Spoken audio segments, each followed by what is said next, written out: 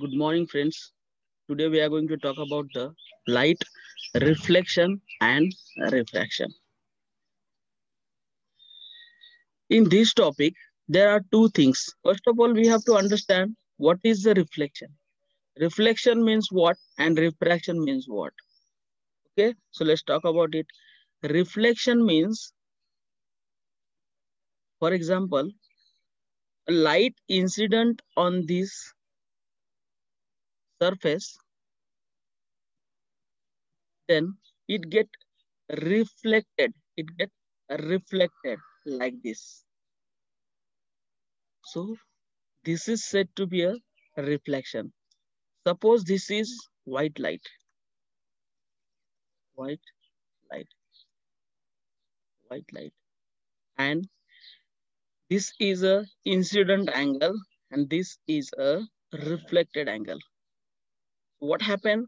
This light is inciding on this surface. Then after this second light is reflecting. Okay, so this it is said to be a reflection of light. First of all, what happened?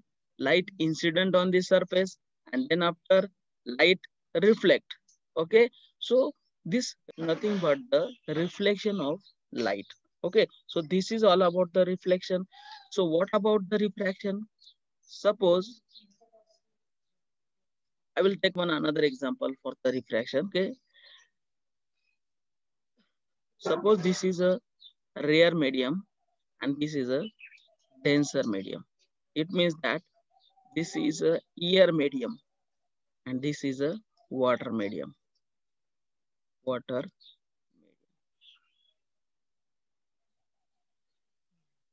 When any light incident in air medium like this, whenever light travels from one medium to another medium, it gets refracted toward the normal. This is the normal. What happened here? Actually, light get refracted toward the normal like this. What happened? Light incident here on this surface, and when the light is changing the medium, this is the rare medium and this is the denser medium. Water medium is a denser medium. Why? Because there are number of water molecules which is close to each other, and because of that bounding of the water molecule, it is a denser medium. What is the water is the denser medium, and in the air there are number of particles, but there is not so close binding between that particles. So it is a rare medium. It means that air is a rare medium. So what happened in a water medium? In a water medium, due to the closeness of a water molecule, the light get refracted. Light get refracted toward the normal. So this is all about the refraction. Refraction of light. Refraction of light. And now we have talked about the both things. That was about the light reflection and light refraction. Okay, so this is all about that one. So let's talk about the next thing. There are two types of mirror, spherical mirror. Okay, there are two types of spherical mirror. First one is a concave mirror, and second one is the convex mirror. Convex mirror. So these are two types of spherical mirrors. Talk about the concave mirror. Concave mirror is a spherical mirror whose reflecting surface is toward the center of sphere, which is the part of mirror. Means what? याचा अर्थ असा आहे की हे जे काही समजा मी या ठिकाणी कॉन्केव्ह काढतोय, तर याचा सेंटर पॉइंट कुठं आहे? इथं आहे. म्हणजेच याचा अर्थ काय आहे की जर लाईट रिफ्लेक्ट झाली, जर समजा लाईट या कॉन्केव्ह मिररवर, तर ती रिफ्लेक्ट कुठं होईल? या बाजूलाच होईल. म्हणजे कोणत्या बाजूला होईल?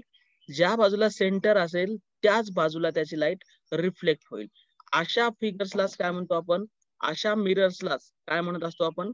कॉन्केव्ह मिरर म्हणत असतो. काय म्हणत असतो? कॉन्केव्ह मिरर असे म्हणत असतो. कळतं तुम्हाला कॉन्केव्ह मिरर कशाला म्हणतोय ते? तर अशा मिरर्सला आपण काय म्हणत असतो? कॉन्केव्ह मिरर म्हणत असतो. तर याच्या उलट दुसरा कोणता मिरर आहे? कॉन्व्हेक्स मिरर आहे. मग कॉन्व्हेक्स मिरर मध्ये काय घडत असतं पहा आता. या mirror is a spherical mirror whose reflecting surface is away from the center of the sphere. जर समजा लाईट या बाजूने इन्सिडेंट होत असेल तर ती रिफ्लेक्ट कुठं होते? या बाजूलाच होत असते. समजते तुम्हाला? म्हणजे सेंटर कुठं आहे? या ठिकाणी आहे. Centre of this spherical mirror is here. Okay, so light is reflecting but it is away from the center of a sphere. It is away from the center of a sphere. So this is why we say that this is a convex mirror. त्याच्यामुळे आपण याला काय म्हणत असतो? Convex mirror म्हणत असतो. म्हणजे एकंदरीत कॉन्व्हेक्स मिरर मध्ये काय होत असतं की लाईट ज्या वेळेस इन्सिडेंट होत असते त्या सरफेसवर कॉन्व्हेक्स मिररच्या, त्यावेळेस लाईट जे आहे ते लाईटला रिफ्लेक्ट करत असते. कुठं? सेंटर पासून दूर म्हणजे away from the centre of the spare. Okay, centre पासून काय करते? दूर रिफ्लेक्ट करत असते. याला काय म्हणत असतो आपण? कॉन्व्हेक्स मिरर म्हणत असतो. ओके, तर हे झालं कॉन्व्हेक्स मिरर बद्दल आणि कॉन्केव्ह मिरर बद्दलची डिटेल माहिती. याच्यानंतर काही पॉइंट्स आहेत जे अतिशय महत्वाचे आहेत तुम्हाला या ठिकाणी, ते आपण डिस्कस करूया. ओके, तर असे कोणते कोणते पॉइंट्स आहेत स्पेरिकल मिरर्स रिलेटेड? समजा मी या ठिकाणी काय करतो, हा एक कॉन्केव्ह काढतोय. हा कोणता आहे मिरर? कॉन्केव्ह मिरर आहे. ठीक आहे, मग हा कॉन्केव्ह मिरर या ठिकाणी काढला तर पहा या ठिकाणी हा भाग असतो त्याचा सेंटर ऑफ कर्वेचर. याला काय म्हणतात? सेंटर ऑफ कर्वेचर म्हणजे नेमकं काय आहे? What is the centre of curvature?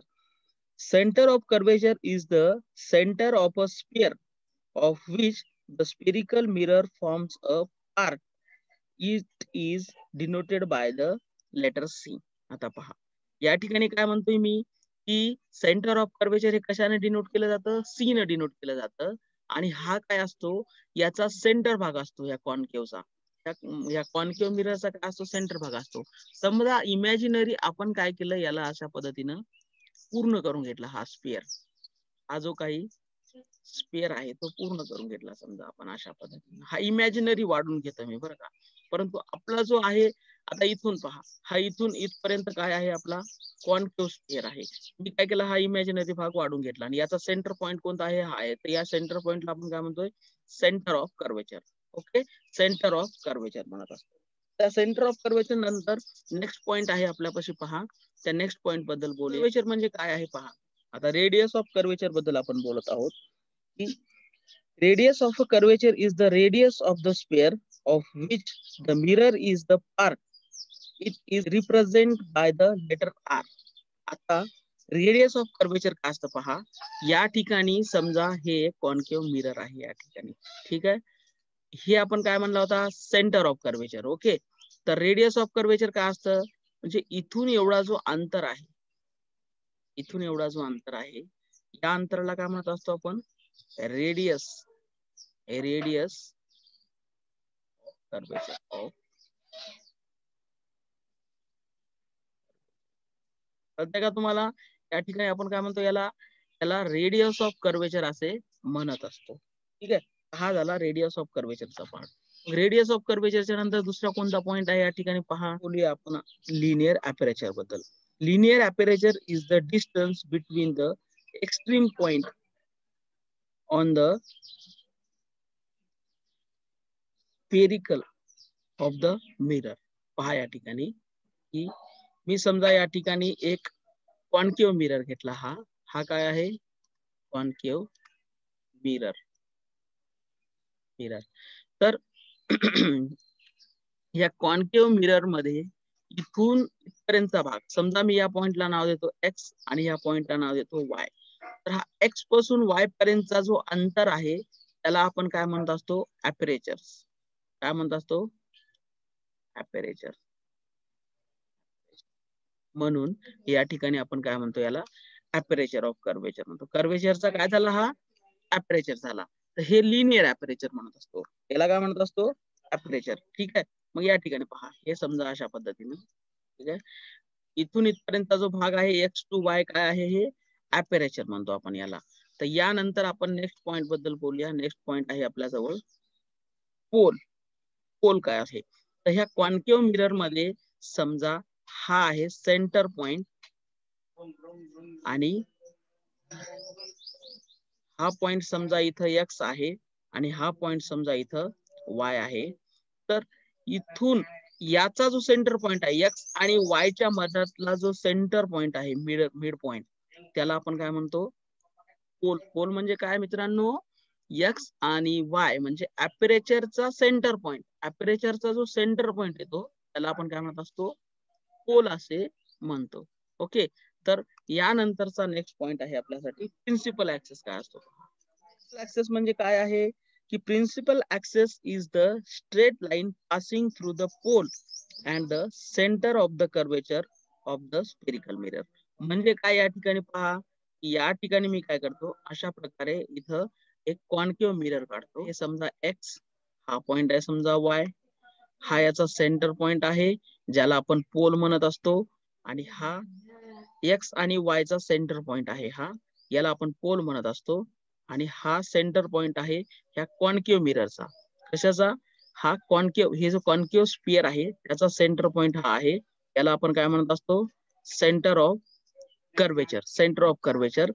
आणि काय होतं मित्रांनो, या ठिकाणी पहा की सेंटर ऑफ कर्वेचर पासून पोल, सेंटर ऑफ कर्वेचर आणि पोल या दोन पॉइंट मधून जो ऍक्सेस पास होत असतो त्या ऍक्सेसला काय म्हणत असतात, प्रिन्सिपल ऍक्सेस. काय म्हणतात त्याला, प्रिन्सिपल ऍक्सेस असे म्हणतात. Principal axis. पहा या ठिकाणी प्रिन्सिपल ऍक्सेस म्हणजे काय नेमकं, की हा जो काही कर्वेचर आहे, हा जो काही कर्वेचर आपण काढलेला आहे, याचा मिड पॉइंट कोणता आहे, हा पोल आहे, आणि हा काय आहे, सेंटर ऑफ कर्वेचर आहे.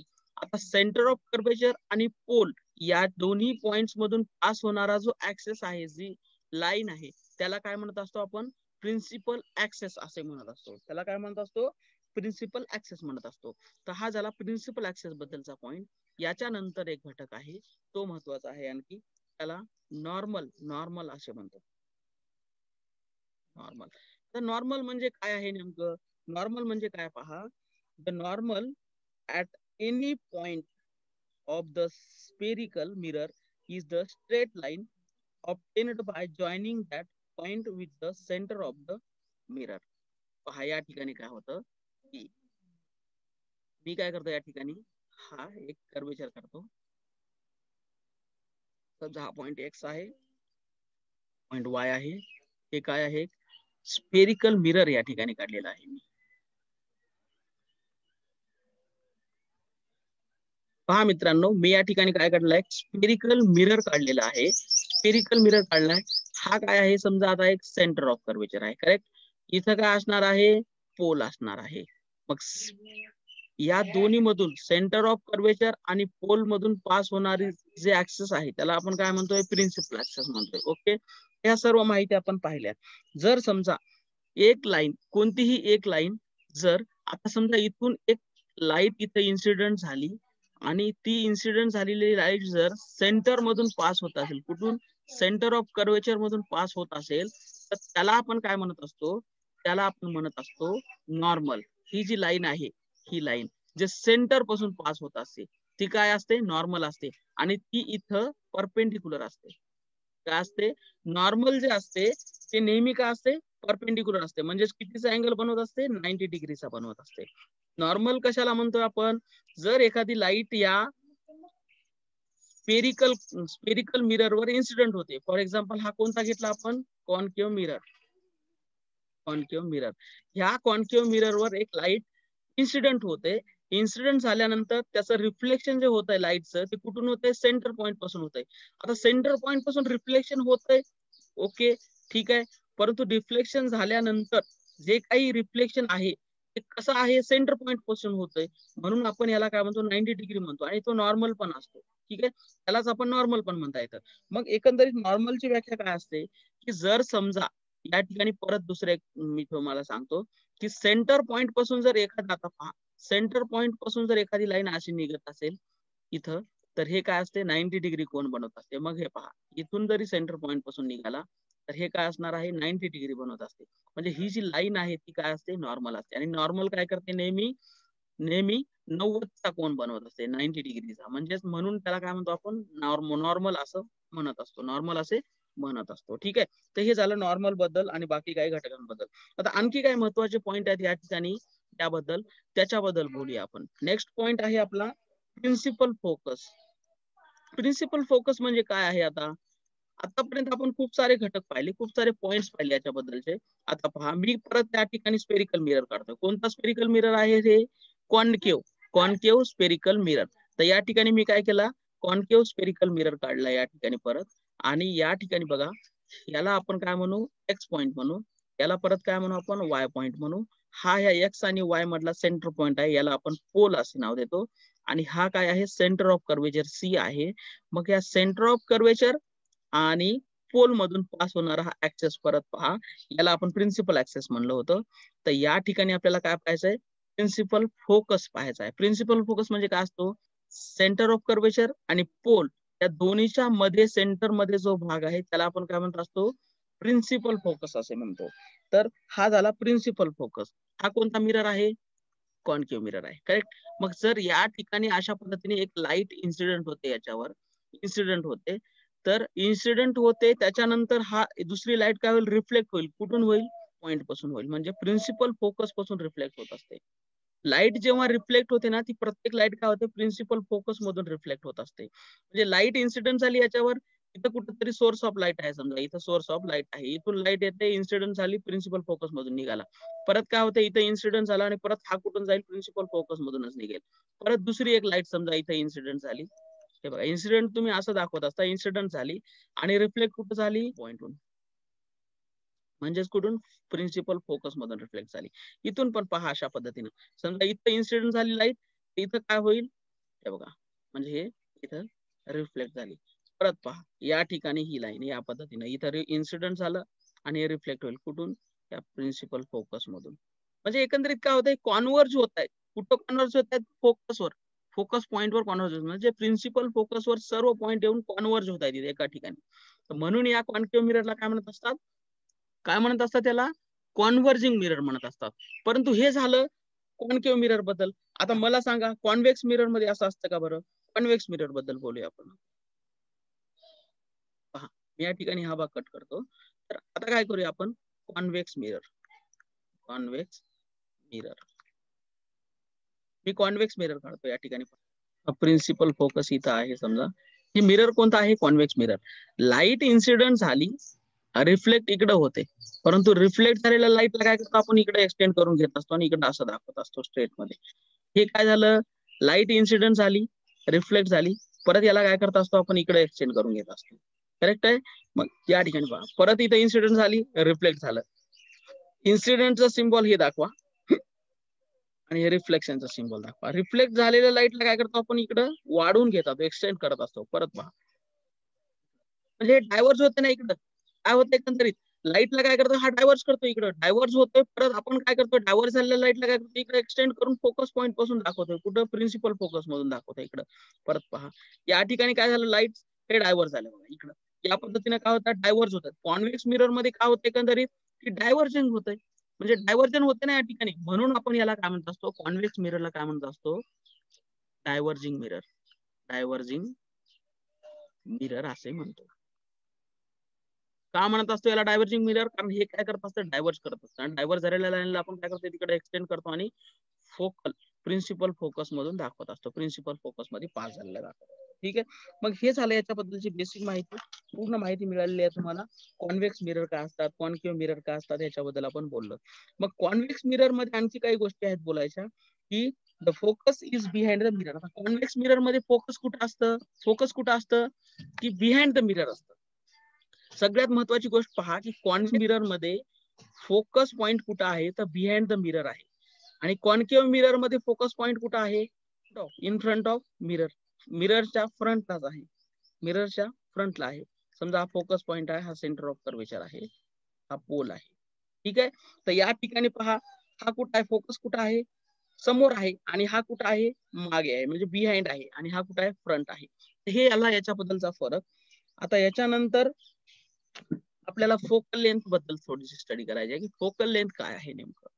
फोकल लेंथ म्हणजे काय असतं चला पाहूयात आपण. Focal length. The focal length is the distance between the pole and the focus of the mirror. It is represented by the letter F. बघा आता या ठिकाणी मी दाखवतो तुम्हाला की समजा या ठिकाणी मी काय काढलाय, मिरर काढतो या ठिकाणी पहा. ठीक आहे. हा पॉइंट आहे पोल, हा पॉइंट आहे सेंटर ऑफ कर्वेचर, हा पॉइंट आहे फोकस. ठीक आहे. Principal focus. मग हे जे काही आहे ते काय आहे आपलं? Principal axis. Principal axis. ठीक आहे. Principal axis. मग पहा या ठिकाणी हा जो काही फोकस आहे, फोकस आणि पोल याच्या मधातलं जो काही अंतर आहे, जो काही डिस्टन्स आहे, त्या डिस्टन्सला आपण काय म्हणत असतो? लक्षपूर्वक ऐका की प्रिन्सिपल फोकस आणि पोल या मधातला जो अंतर आहे त्याला आपण काय म्हणत असतो? त्याला आपण म्हणत असतो फोकल लेंथ. काय म्हणत असतो आपण त्याला? फोकल लेंथ म्हणत असतो. प्रिन्सिपल फोकस आणि पोल याच्यातला जो काही अंतर आहे त्याला आपण काय म्हणत असतो? फोकल लेंथ म्हणत असतो. काय म्हणतो आपण त्याला? फोकल लेंथ असं म्हणत असतो. तर हे झालं फोकल लेंथ बद्दल माहिती. की आता कळलं असेल तुम्हाला की फोकल लेंथ काय आहे. आता या ठिकाणी आणखी एक गोष्ट आहे बघा की तुम्हाला या ठिकाणी माहित असायला पाहिजे की कॉन्केव्ह मिरर. आता हा कोणता मिरर आहे? Concave mirror. ओके. आता मी या ठिकाणी समजा कॉन्व्हेक्स मिरर काढलाय या ठिकाणी. आता या ठिकाणी बघा, या ठिकाणी मी दुसरा मिरर काढतो.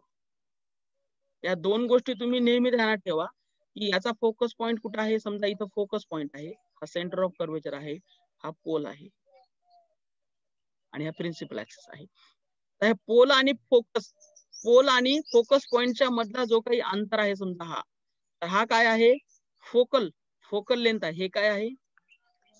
Focal length. पण एक गोष्ट ध्यानात ठेवा की कॉन्केव्ह मिरर आणि हा काय आहे? Convex mirror. तर कॉन्केव्ह मिरर आणि कॉन्व्हेक्स मिरर मधला जो त्याच्यातला फरक काय आहे? तर कॉन्केव्ह मिरर मध्ये जे फोकल लेंथ असते ती ऑलवेज कशी असते? ऑलवेज कशी असते? पॉझिटिव्ह असते. आणि इकडं जे फोकल लेंथ आहे, फोकल लेंथ कशी असते? ऑलवेज कशी असते? निगेटिव्ह असते. निगेटिव्ह. समजतंय तुम्हाला? तर हे साइन कन्व्हेन्शन बद्दल माहिती आहे. साइन कन्व्हेन्शनची माहिती परत आपण दुसऱ्या क्लासमध्ये पण डिटेल मध्ये पाहू.